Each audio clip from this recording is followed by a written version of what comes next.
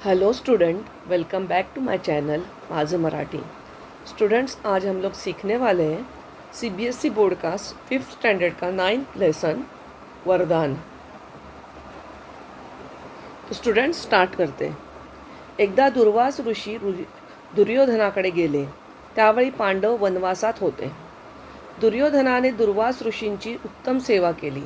त्याला माहीत होते दुर्वास ऋषी रागावले तर सर्व जाळून भस्म करतील आणि प्रसन्न झाले तर काय देतील ते सांगता येणार नाही, म्हणून दुर्योधनाने त्यांची चांगली सेवा केली। एक दिन दुर्वास ऋषि ऋषि मतलब सेंट दुर्योधन के पास गए। महाभारत में कौरव और पांडव का जिक्र किया है। तो दुर्योधन कौरव भाइयों में से एक भाई था।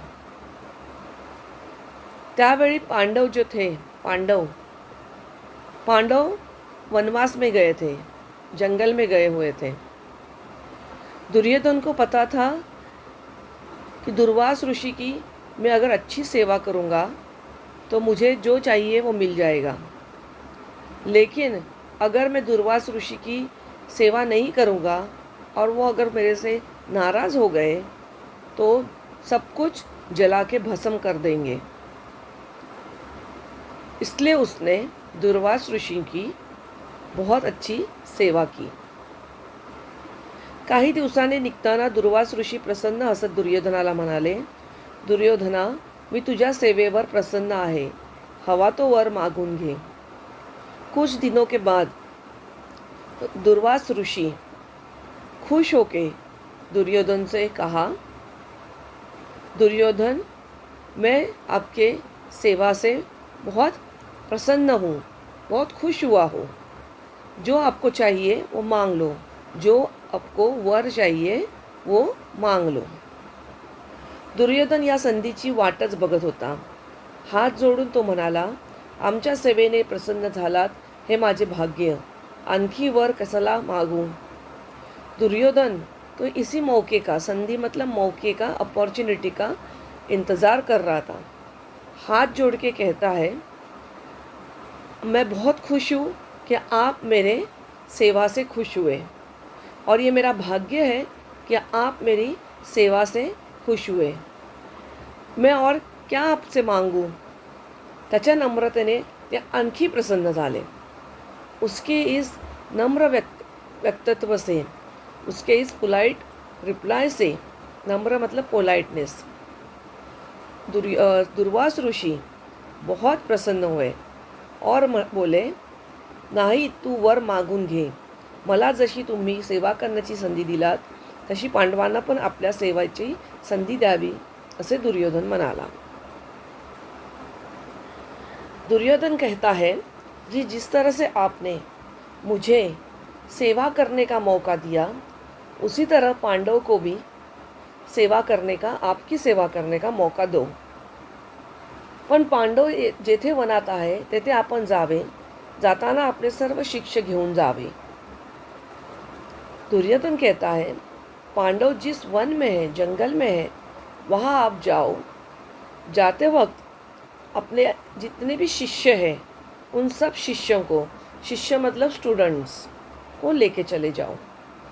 और आणि ऐन मध्यान्ह वेळी पांडवांकडे आपण भोजन मागावे, एवढाच मला वर द्यावा। और मध्यान्ह मतलब दोपहर का टाइम, और भरे दोपहर में आप पांडवों के पास जाके भोजन मांगो। भोजन मतलब खाना मांगो। ये वरदान, ये वर मुझे चाहिए, दुर्योधन कहता है। तथास्तु, हा तर साधाच वर मागून घेतलास तू, असे दुर्वास ऋषी म्हणाले।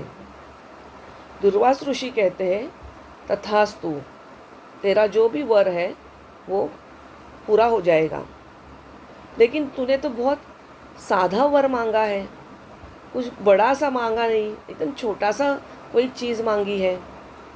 तेवढा वर आपण पूर्ण करावा, हात जोडून दुर्योधन म्हणाला। जशी तुझी इच्छा, असं म्हणून ते निघून गेले। दुर्योधन कहता है कि फिर भी आप मेरा ये वर कबूल करो और दुर्वास ऋषी कहते हैं, जैसी तेरी मर्जी, और वो चले जाते हैं. ठरल्याप्रमाणे एकदा ऐन दुपारच्या वेळी आपल्या हजारो शिष्यांना घेऊन दुर्वास ऋषी पांडवाच्या भेटीसाठी आले. ठरल्याप्रमाणे मतलब डिसाइड हो चुका था पहले ही. तो एक दोपहर में, मध्याह्न मतलब दोपहर, दोपहर मतलब दोपहर, आफ्टरनून, हजारों शिष्य को लेके, अपने हजारों स्टूडेंट्स के लेके दुर्वास ऋषि पांडवों से मिलने के लिए जंगल में आए. धर्मराजाने त्यांचे चांगले स्वागत केले. धर्मराज मतलब पांडवों का एक भाई है धर्मराज, उनका नाम युधिष्ठिर भी है. उन्होंने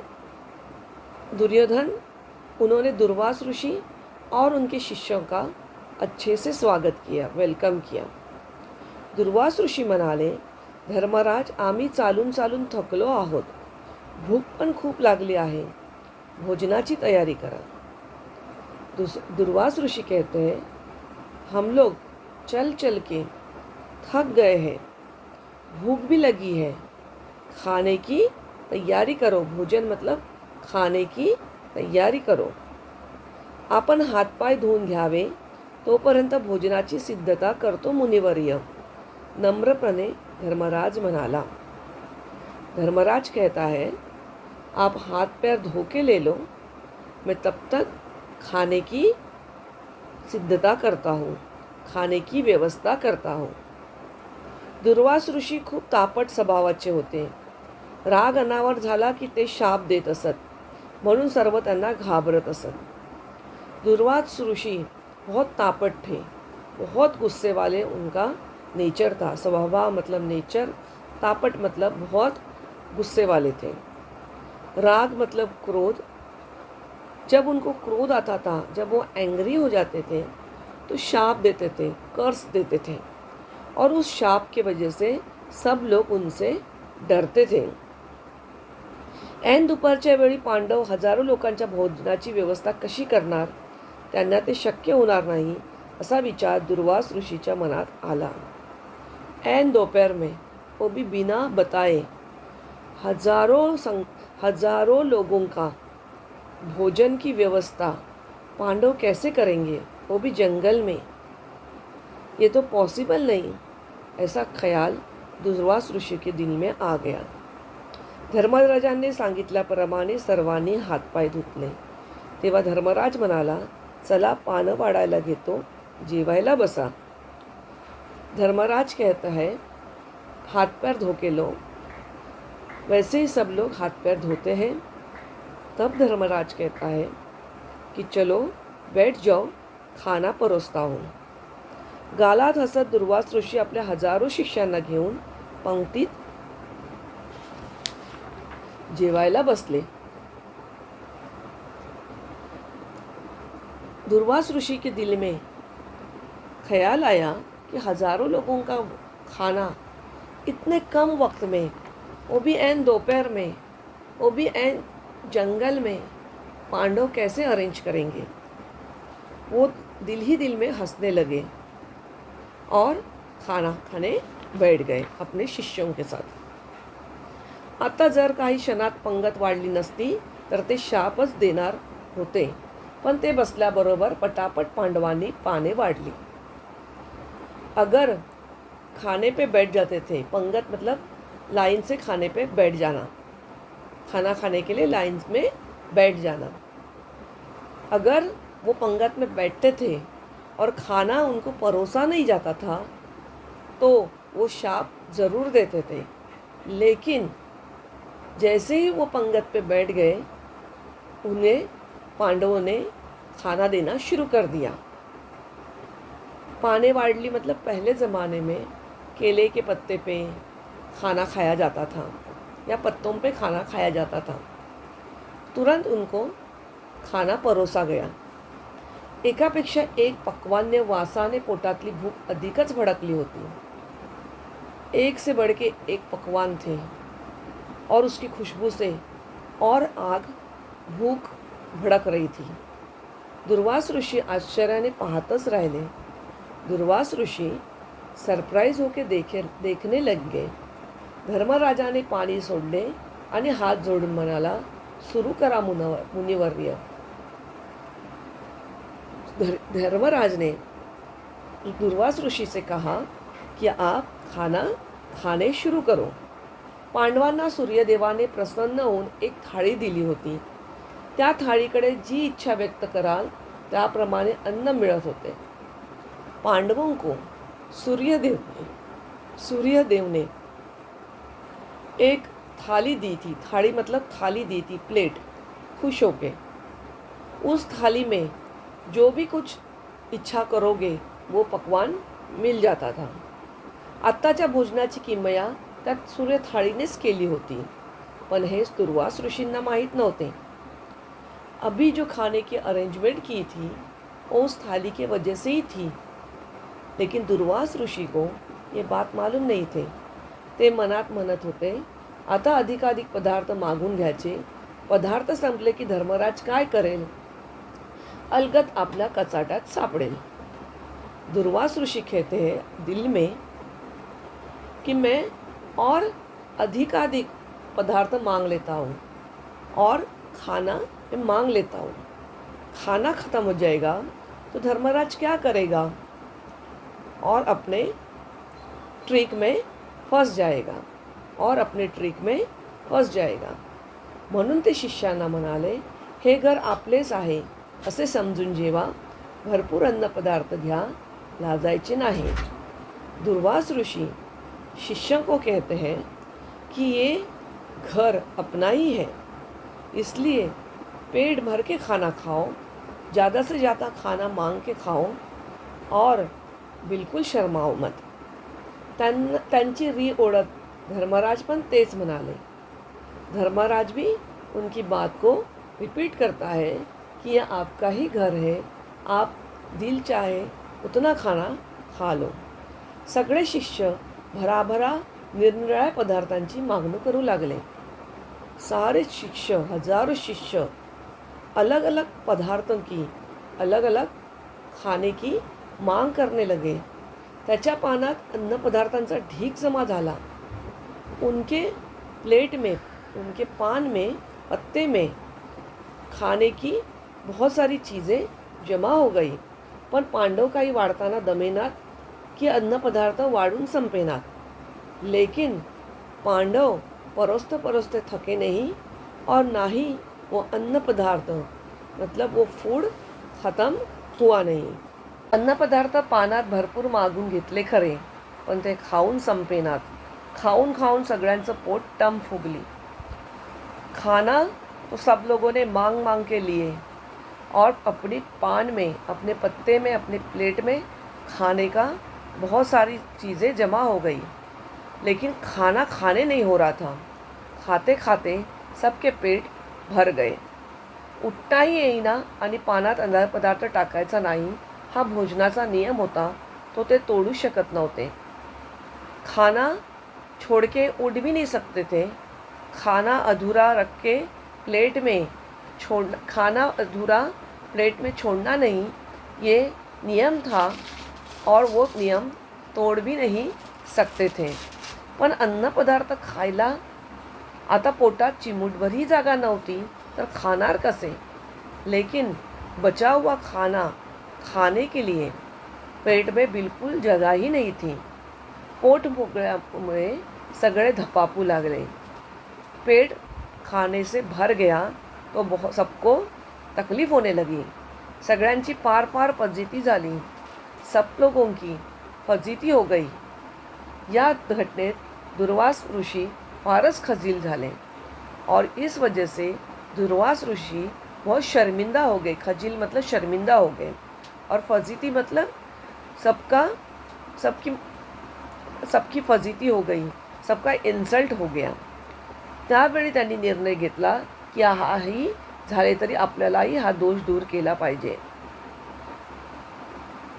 और उन्होंने सोचा कि कुछ भी हो तो भी खाना खा के ही उठना पडेगा.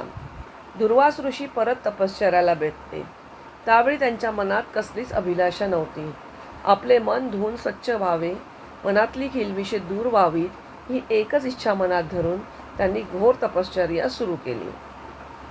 दुर्वास ऋषि वापिस तपश्चर्या करने बैठ गए और उनके दिल में, मन में कोई भी अभिलाषा नहीं थी, कोई भी ख्वाहिश नहीं थी. अपना मन साफ करने के लिए, अपने मन से किलमिशे मतलब बुरे ख्याल निकालने के लिए और अच्छी बातें दिल में भरने के लिए ये सोच के उन्होंने घोर तपश्चर्या सुरू की. कोणी अशी घोर तपश्चर्या सुरू केली की इंद्रदेवाला उगाच भीती वाटत असे. अगर किसी मुनि ने, सेंट ने तपश्चर्या शुरू कर दी और वो भी घोर तपश्चर्या, एकदम कड़क तपश्चर्या, तो इंद्रदेव को बहुत डर लगने लगता था. त्यांना वाटत होते की आपले इंद्रपद घेण्यासाठीच तपश्चर्या करत आहेत. इंद्र को लगता था कि मेरा इंद्रपद मतलब मेरी पोजीशन लेने के लिए सब लोग या मेरी पोजीशन लेने के लिए कोई तपश्चर्या कर रहा है. दुर्वास ऋषींची तपश्चर्या इंद्रदेवाला तशीच वाटली. त्यांची उग्र तपश्चर्या पाहून इंद्रदेव एकदम भयभीत झाले. दुर्वास ऋषि ने बहुत घोर तपश्चर्या करना शुरू कर दी तो इंद्रदेव को डर लगने लगा. उसको लगा कि उसकी पोजीशन उग्र तपश्चर्या करके, घोर तपश्चर्या करके दुर्वास ऋषि लेना चाहते हैं. काही करून दुर्वास ऋषींची तपश्चर्या भंग केली पाहिजे असे त्यांना वाटले. म्हणून त्यांनी वपू नावाच्या अप्सरेला त्यांची तपश्चर्या भंग करण्यासाठी पाठवले. कुछ भी करके दुर्वास ऋषि की तपश्चर्या भंग करनी चाहिए, तोड़नी चाहिए. भंग मतलब ब्रेक करनी चाहिए. ऐसा सोच के उन्होंने वपू नाम की जो अप्सरा थी, उसे, बहुत खूबसूरत अप्सरा थी, उसे तपश्चर्या भंग करने के लिए दुर्वास ऋषि के पास भेजा.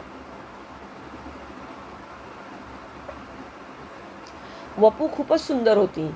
ती दुर्वास ऋषी जेथे तपश्चर्या करीत होते तेथे आली. त्यांच्या अवतीभोवती फिरू लागली.